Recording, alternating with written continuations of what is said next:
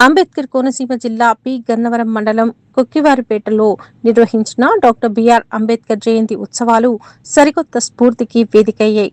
ప్రధాని నరేంద్ర మోదీ, ముఖ్యమంత్రి నారా చంద్రబాబు నాయుడు, ఉప ముఖ్యమంత్రి పవన్ కళ్యాణ్ పిలుపు మేరకు ఇంధనం పొదుపు చర్యల్లో భాగంగా పి గన్నవరం శాసనసభ్యులు గిడ్డి సత్యనారాయణ తన కాన్వాయ్ను పక్కన పెట్టి సభాస్థలికి స్వయంగా సైకిల్ తొక్కుకుంటూ చేరుకున్నారు.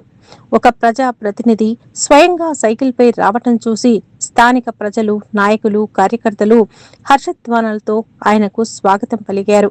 ఈ సందర్భంగా ఎమ్మెల్యే మాట్లాడుతూ, ప్రస్తుత కష్ట సమయాల్లో ఇంధనాన్ని పొదుపు చేయటం అనేది కేవలం ప్రభుత్వాల బాధ్యత మాత్రమే కాదని, ప్రతి ఒక్క పౌరుడి సామాజిక బాధ్యత అని ఎమ్మెల్యే సూచించారు.